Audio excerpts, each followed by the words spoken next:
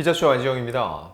김호중 씨를 둘러싼 이 상황들이 정말 폭풍처럼 뒤바뀌고 있습니다. 일단 김호중 씨가 사건 발생 열흘 만에 드디어 음주 사실을 시인했습니다. 사실 그동안도 모든 상황이 김호중 씨가 음주를 했다 하면 이해가 가능한데 음주를 안 했다 하면은 이해가 도대체 되지 않는 상황이었죠. 결국 이에 대해서 경찰은 김호중 씨와 그 소속사 관계자들에 대해서 출국 금지까지 신청을 했고요. 여기서 또 하나 나오는 얘기는 사실상 음주운전을 적용하기 어렵다. 그 이유인즉 몇몇 사례도 있었는데 저희가 뒤에 소개해 드리겠지만 실질적인 음주 수치가 없기 때문에 법령을 적용할 수 없다는 얘기가 나옵니다. 근데 그 와중에 꼭 음주가 아니더라도 지금 이 사안 관련해서 김호중 씨가 최대 15년형까지 받을 수 있다는 분석까지 나오고 있는데 과연 어떠한 근거에 비추어서 이런 이야기가 나오는지 지금부터 말씀드리겠습니다.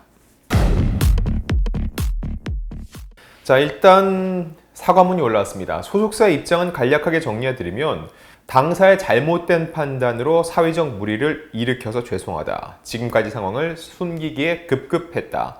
진실되게 행동하지 못했다. 향후 김호중은 경찰에 자진 출석해 음주운전 등 사실관계를 인정하며 경찰 조사에 성실히 임하겠다. 그리고 당사는 아티스트를 보호해야 한다는 잘못된 생각으로 되돌릴 수 없는 잘못을 저질렀다. 조직적으로 본인들이 은폐하려 했다는 것을 인정하는 입장문입니다. 자, 그럼 김호중 씨는 이렇게 얘기를 합니다.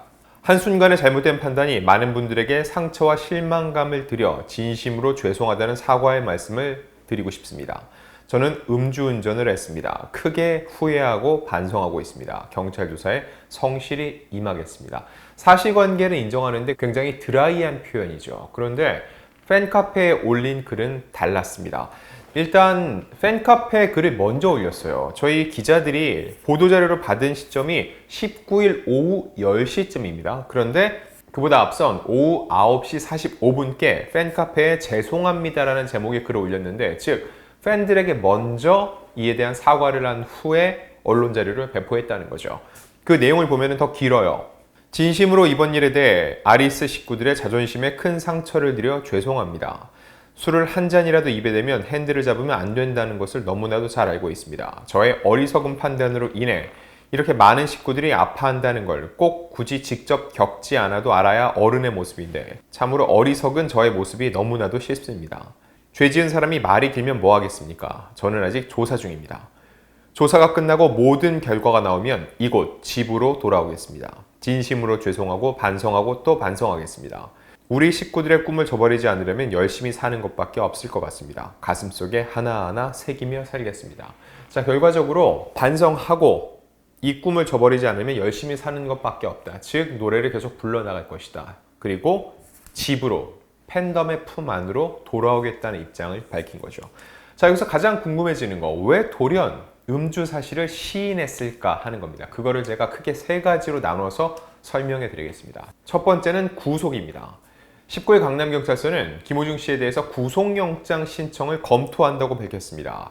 다만 이 영장 신청 시점에 대해서는 아직 정확한 시점을 예단하기는 어렵다라고 얘기를 했는데 저희가 몇 번 말씀드린 적이 있습니다. 구속의 요건은 크게 두 가지예요. 첫 번째, 도주의 우려. 두 번째는 증거 인멸의 우려. 일단 증거를 인멸했다는 건 본인들이 인정을 했습니다. 블랙박스 메모리 칩을 뺀 것도 모자라 파손을 시켰죠. 실제로 경찰이 압수수색을 했지만은 이 메모리 칩은 찾지 못했습니다.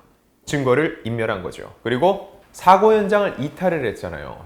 이 역시 뭐죠? 도주의 위험이 있다고 보는 거죠. 그러면 구속 요건이 충족됐다고 경찰은 보고 있습니다.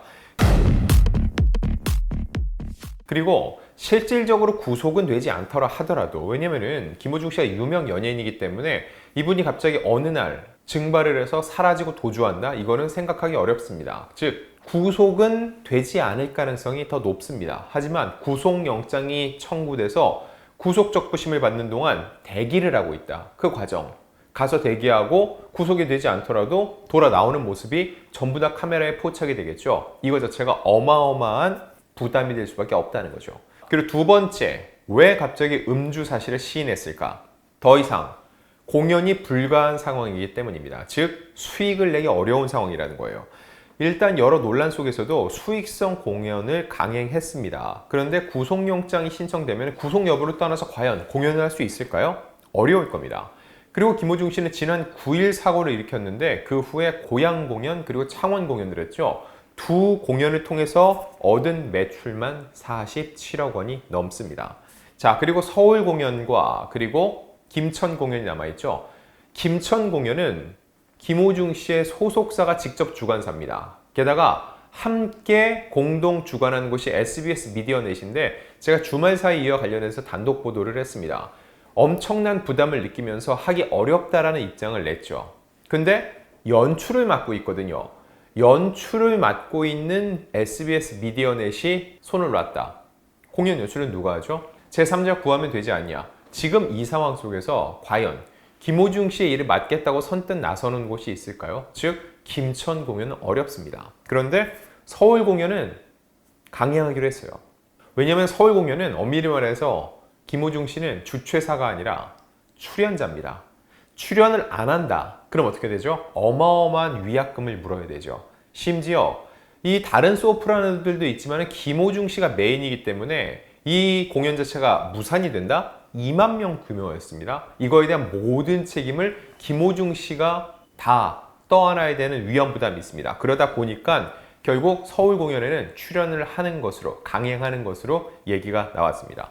자, 그리고 왜 돌연 음주 사실을 시인했을까? 그 세 번째, 음주로 처벌은 어렵다고 봤을 가능성이 높습니다. 자, 김호중 씨가 술을 마셨다는 정황이 속속 드러났고 그 와중에도 혐의를 극구 부인했죠. 그런데 그 와중에 국립과학수사연구원에서 음주 대사체가 검출됐다고 얘기를 했습니다. 자, 이렇게 정황이 많다. 본인이 술 마셨다고 인정했다. 그리고 증언들도 넘친다. 그러면 당연히 음주운전 혐의를 적용해야 되는 거 아니야? 라고 생각할 수 있는데 이게 생각보다 쉽지 않습니다. 일단 이 혈중 알코올 농도 측정이 안 됐죠. 사고 다음날 검사했을 때는 어떻게 됐죠? 수치가 나오지 않았죠. 즉 음주로 처벌할 수 있는 법령이 있는데 그 법령에 해당되는 수치가 없다는 겁니다.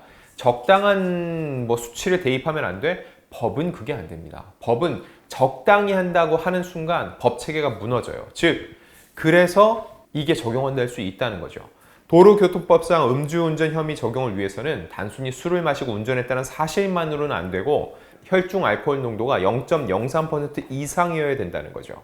마신 술의 종류와 양을 따져서 그 위드마크 공식이 있지 않습니까? 라고 할 수 있는데 이 역시 장시간 잠적한 운전자는 불가합니다.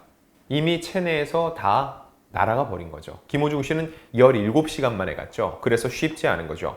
실제로 이런 사례가 존재하냐고요? 네, 존재합니다. 대표적으로 방송인 이창명 씨입니다.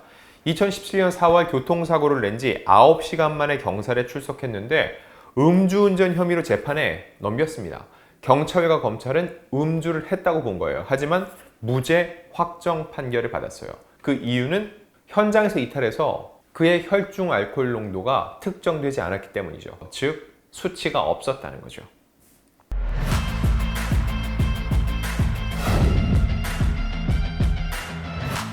이런 것을 미뤄볼 때 김호중 씨 역시 음주운전에 관련해서는 결국 처벌받기 어렵기 때문에 지금 음주 사실을 인정한 게 아니냐라는 합리적인 추론을 해볼 수 있다는 거죠.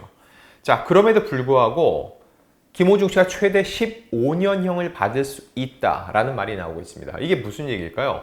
음주운전을 적용해도 인사사고, 사람이 어마어마하게 크게 다치거나 죽지 않는 이상 이렇게까지 많은 형량을 받진 않는데 왜 15년 얘기가 나올지 지금부터 말씀드릴게요. 일단 경찰은 이 음주뺑소니 혐의를 적용해서 김호중 씨와 소속사 관계자에 대해서 출국 금지를 신청을 했습니다. 자, 그리고 음주운전 사실도 시인한 만큼 이 위드마크 공식을 적용해서 음주운전 혐의를 입증하겠다는 입장입니다. 그리고 경찰은 구속영장 신청 외에도 위험운전치상 혐의 적용을 검토하고 있습니다.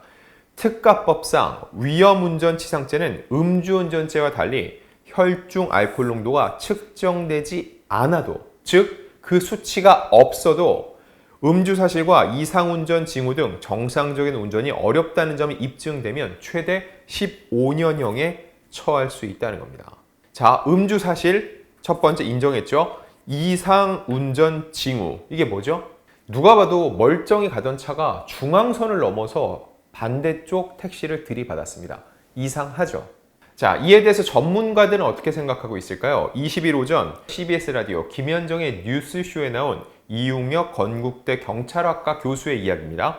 그동안 김호중과 기획사는 음주운전을 뺀 사고 미조초와 도주 등만 인정을 했는데 최대 징역 15년형을 받을 수 있는 음주치상죄 적용, 구속 가능성이 대두되자 음주는 안 했다고 부인으로 일관하던 태도를 바꾼 것 같다고 분석을 했습니다. 그리고 음주물과 관련된 국과수 부산물 검사 결과가 나온 데다 스크린 골프장, 음식점 등 술을 주문해 마신 영상 증거를 경찰이 확보했을 가능성 때문으로 보인다라고 덧붙였습니다. 그리고 징역 1년 이상 15년 이하의 중형에 처할 수 있는 음주치상죄는 혈중 알코올 농도 측정 수치가 없어도 비틀거린다, 혀가 꼬인다, 대리운전차를 탔을 때 김호중이 휘청거렸다는 등 간접 증거로도 처벌할 수 있다. 이런 가능성 때문에 인정적으로 급선회한 것 같다고 얘기를 했습니다. 즉, 간접 증거만으로도 처벌할 수 있고 그게 최대 몇 년? 15년. 근데 왜 최대치를 적용하느냐 얘기를 하는데 중요한 거는 음주치상죄뿐만 아니라 뭐가 있죠? 범인 도피, 그리고 공무집행 방해, 그리고 도로교통법 여러 가지가 적용이 되는데 결국은 이럴 때 가장 큰 죄값에 해당되는 형량에 플러스 50%까지 가중될 수 있거든요. 이런 것들을 다 더해 봤을 때 실제로 15년, 최대 15년까지도 가능한 거 아니냐 하는 분석이 나오고 있다는 거죠. 자, 물론 실제로 이 정도까지 나올 가능성은 높지 않습니다. 왜냐면은 김호중 씨의 음주 이력은 현재까지 알려진 건 초범이죠. 즉, 재범이 아니기 때문에 정상 참적의 여지도 어느 정도 판단할 가능성이 있고 중요한 거 뭐죠?